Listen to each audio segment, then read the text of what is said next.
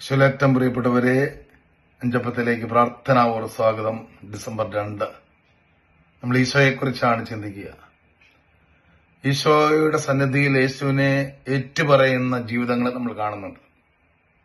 മർക്കോസിന്റെ സുവിശേഷം 1-ാം അധ്യായം 24-ാം തിരുവചനം, അവൻ അലറി, നസറനായ യേശുവേ, നീ എന്തിന് ഞങ്ങളുടെ കാര്യത്തിൽ ഇടപെടുന്നു? ഞങ്ങളെ നശിപ്പിക്കാനാണോ നീ വന്നിരിക്കുന്നത്? നീ ആരാണെന്ന് എനിക്കറിയാം, ദൈവത്തിന്റെ പരിശുദ്ധൻ. യേശു എന്റെ ജീവിതത്തിൽ ഇടപെടേണ്ട. യേശു എന്തിനാണ് എന്റെ ജീവിതത്തിൽ ഇടപെടുന്നത്?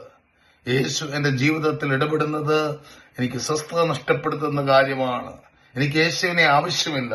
യേശു എന്നിൽ നിന്ന് അകന്നു നിൽക്കുന്നതാണ് എനിക്ക് നല്ലത് എന്ന് ചിന്തിക്കുന്ന ഒരു വ്യക്തി. പ്രിയപ്പെട്ടവരെ, ഈ മനോഭാവം നമ്മുടെ ജീവിതത്തിലും കടന്നു വരാം.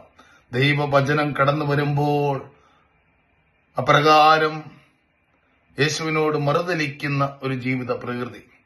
മർക്കോസിന്റെ സുവിശേഷം 10-ാം അധ്യായം 47-ാം തിരുവചനത്തിൽ ആ അന്ധയാചകൻ യേശുവാണ് പോകുന്നതെന്ന് അറിഞ്ഞപ്പോൾ അവൻ ഉച്ചത്തിൽ വിളിച്ചു പറയുകയാണ്, ദാവീദിന്റെ പുത്രനായ യേശുവേ, എന്നിൽ കനിയണമേ.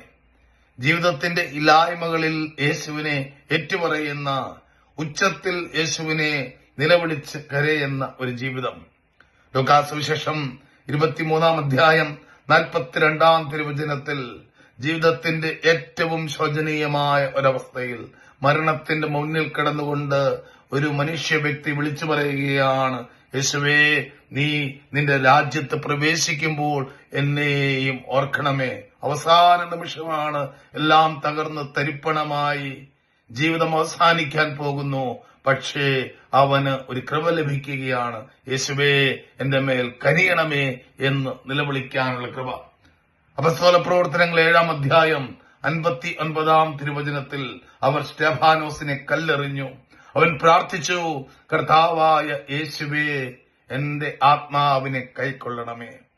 ജീവിതത്തിന്റെ ദുഃഖങ്ങളിൽ, വേദനകളിൽ, സഹനങ്ങളിൽ യേശുവിനെ പോലെ പ്രാർത്ഥിക്കാൻ കൃപ ലഭിക്കുന്ന ഒരു വ്യക്തിയുടെ ജീവിതം ദൈവത്തിന്റെ വചനം നമ്മുടെ മുമ്പിൽ അവതരിപ്പിക്കുകയാണ്. വെളിപാടിന്റെ പുസ്തകം 22-ാം അധ്യായം 20-ാം തിരുവചനം, അവിടെ മനോഹരമായ ഒരു പ്രാർത്ഥന, ആമേൻ, കർത്താവായ യേശുവേ വരണമേ.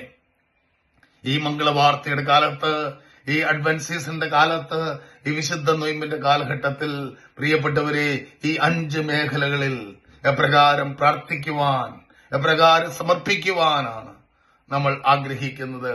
ഒരിക്കലും മറുതലിക്കുന്ന, യേശുവിൽ നിന്ന് പുറംതിരിഞ്ഞു നിൽക്കുന്ന, കർത്താവും കർത്താവിന്റെ വചനവും കർത്താവിന്റെ കൃപയും എനിക്ക് ആവശ്യമില്ല എന്ന് ചിന്തിക്കുന്ന ഒരു അന്ധകാരം നമ്മുടെ ജീവിതങ്ങളിൽ ഉണ്ടാകാതിരിക്കട്ടെ.